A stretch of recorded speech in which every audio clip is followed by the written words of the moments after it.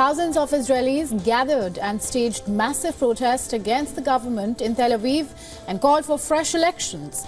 The protesters also flashed placards reading "Agreement Now" and demanded the release of hostages. In Caesarea, hundreds of protesters, including family members of remaining hostages, gathered outside Prime Minister Benjamin Netanyahu's residence, demanded their release. Now later, the police personnel dispersed the protesting crowd, and the Netanyahu government is under immense pressure as the war with the Palestinian militant outfit Hamas is not nearing an end, and the progress over the new hostage release deal is visibly little at the moment.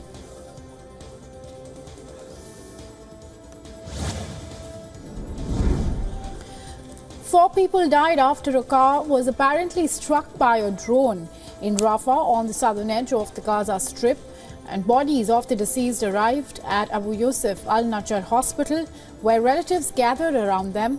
And not far from Rafah, in the city of Khan Yunis, residents reached by phone after a 7-day communication blackout. Heavy bombardment and fighting between militants and Israeli troops has been reported. And a similar situation was reported by the inhabitants of Jabalia in the northern Gaza Strip.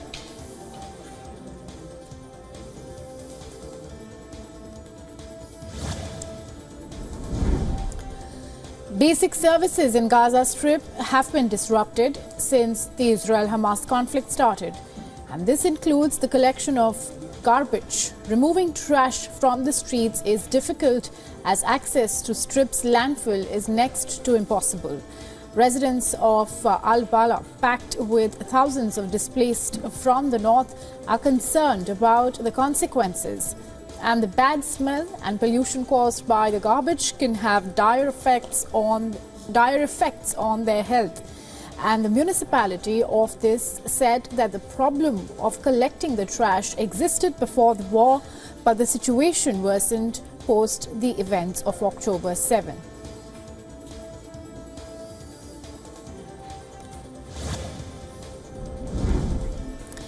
In Uganda's capital city, African nations organized 19th Summit of the Non-Aligned Movement and laid emphasis on the ongoing conflict threatening global peace stability. UN Secretary General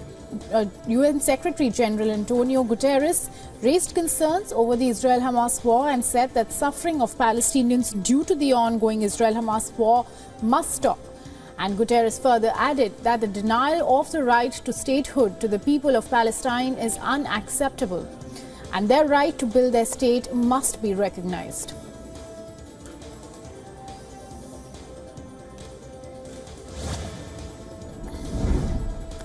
The U.S. Central Command forces struck another anti-ship Houthi missile preemptively on Saturday, and this missile was reportedly aimed at targets in the Gulf of Aden prior to being neutralized. And this strike comes hours after the U.S. forces struck 3 other Houthi missile launch sites late Friday. A U.S. Central Command confirmed the strike from its official handle on X. The strike took place at 4 a.m. local time, and the strikes are the latest flashpoint amid growing tensions in the Red Sea from maritime attacks by the Houthi rebels on commercial and military vessels that have disrupted global trade and raised fears of supply bottlenecks.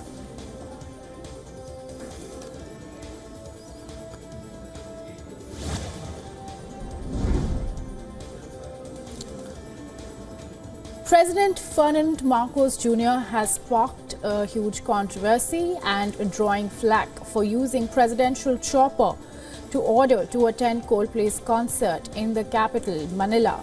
And as the row peaked, the President's security group issued a detailed statement that said that the venue experienced unexpected influx of 40,000 attendees that resulted in unforeseen traffic complications.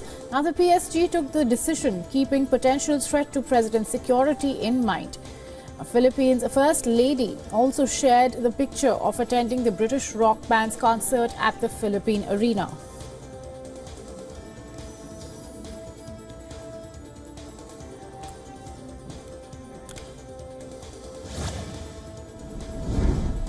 A 14-year-old boy has died in Maldives, and this allegedly after recently elected President Mohammad Muizzu, refused to give approval to use the Dornier aircraft provided by Indian authorities for his airlift.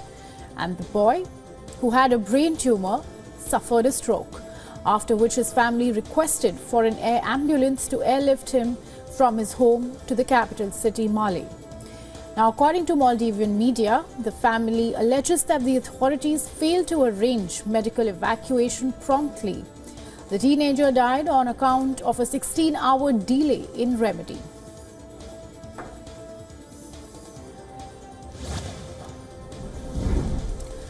Indian-American leader and Republican presidential candidate Nikki Haley has attacked 77-year-old former U.S. President Donald Trump while raising concerns over his mental fitness. Haley's attack comes after the former president confused her with former House Speaker Nancy Pelosi. Speaking at a campaign event in New Hampshire, Donald Trump confused Haley with Pelosi and falsely accused her of failing to stop the violent assault on the U.S. Capitol on January 6, 2021. Haley pointed out that not only was she not in charge of security at the Capitol, she was not even in the office at that time. We're getting serious now. He's just a disturbance.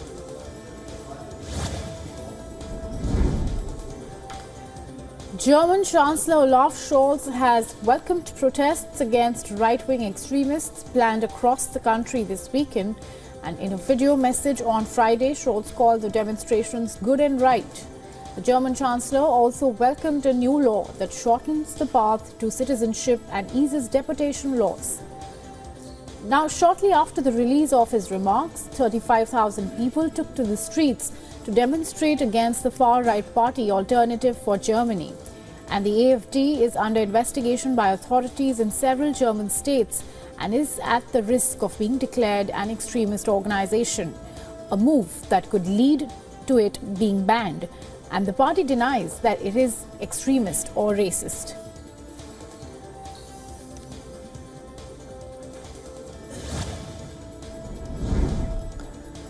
Peruvian president faced fierce backlash during a visit to the southern Andean region, where 10 people were reportedly killed during anti-government protests in December 2022.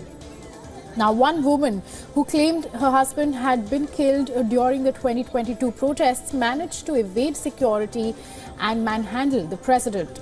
Now, protests in December 2022 broke out after former president was ousted and arrested while illegally trying to close Congress. And then vice president was rapidly sworn in, but not before dozens died in ensuing protests, mostly in southern Peru. Now, he has faced a constitutional complaint and probe on the charges of genocide, qualified homicide and serious injuries, charges she denies.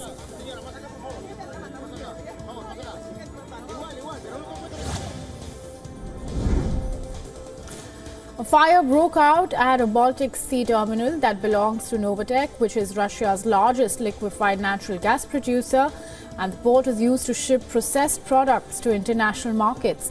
The Leningrad region's governor said that there were no casualties as a result of the fire in the terminal in the port of Ust-Luga. The personnel were evacuated, and Russian news agencies reported that 2 storage tanks and a pumping station had been damaged, but that the fire had now been brought under control.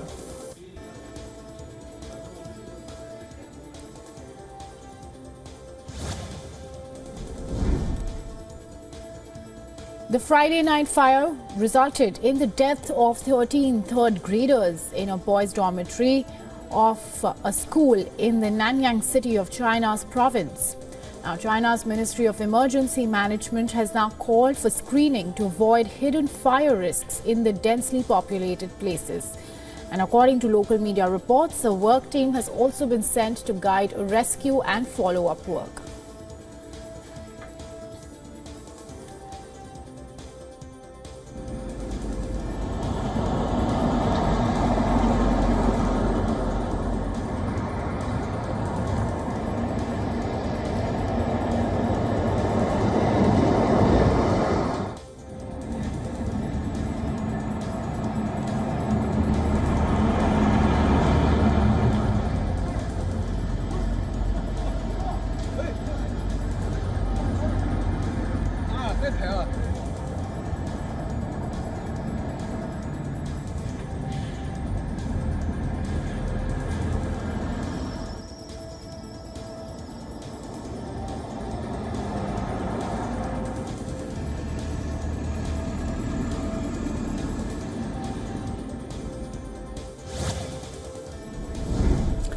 Turkish President Recep Tayyip Erdogan received Italy's Prime Minister Giorgia Meloni on Saturday.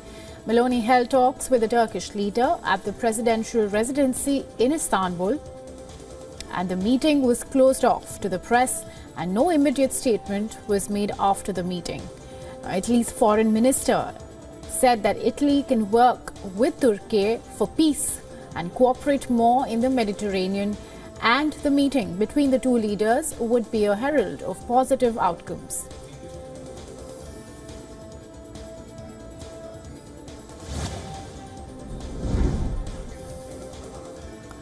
Hundreds of migrants left the city of San Pedro Sula on the early hours of Saturday. The migrants hope to reach the United States, and migrants, many traveling with their families, said that the lack of jobs and hard living conditions were the main reasons for their departure, and the caravan would mark the first such group of these migrants who are traveling north during the administration of leftist president now Castro took the office at the start of 2022, and the government estimates that about 64% of the country's 10 million inhabitants live in poverty.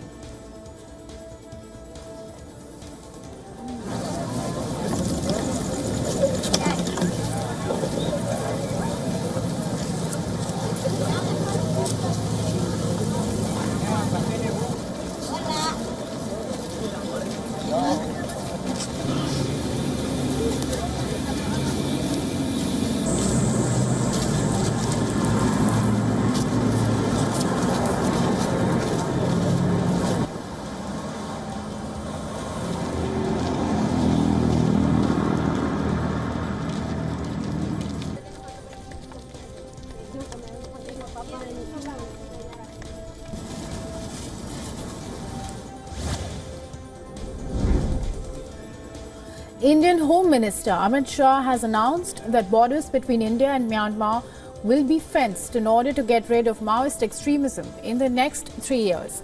India and Myanmar share a 1,643-kilometer long border in 4 states of the northeast: Mizoram, Nagaland, Manipur and Arunachal Pradesh. Now, the free movement regime allows people living in border areas to travel up to 16 kilometers inside the other country without a visa.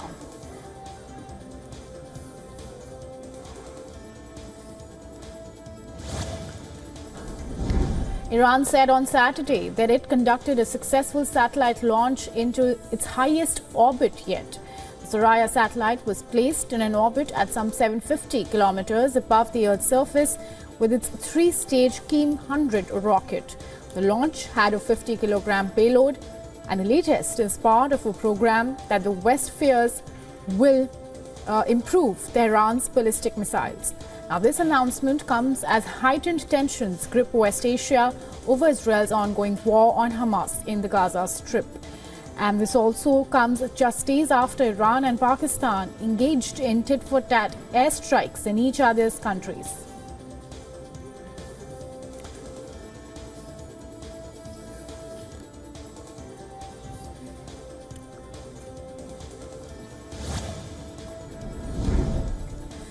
Pets are becoming big business in India. As more people choose to get a furry friend, owners have lots of ways to pamper their pets, from special festivals to grooming and food delivery services. A surge in pet ownership is driving an entire ecosystem to meet the demand for pet products and servicing. And now pet festivals are all the hype in India. Pet Fed is one of India's biggest pet festivals, and hundreds of proud owners are showing off their beloved companions. And events like this in Mumbai are predicted to get even bigger.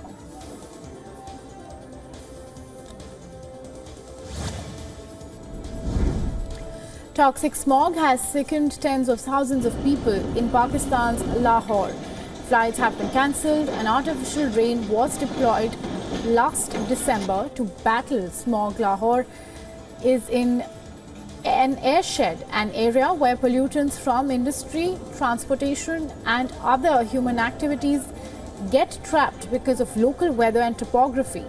Airsheds also contribute to cross-border pollution, and under certain wind conditions, 30% of pollution in the Indian capital, New Delhi, can come from Pakistan's Punjab province, where Lahore is the capital.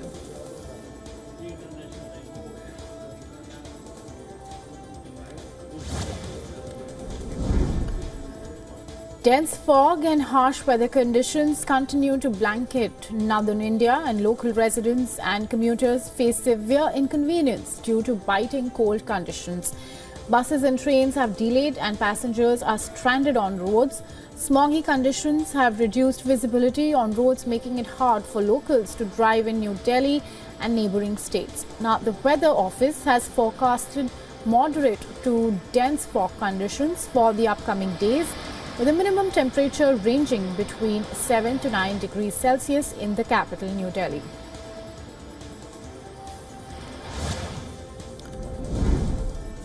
Heavy snow has swept parts of Inner Mongolia in northern China since Friday, and the snow has stranded vehicles and sparked the rescue of travelers. Vehicles trapped in snow were being freed with the help of rescuers after local authorities cleared some snow off the roads.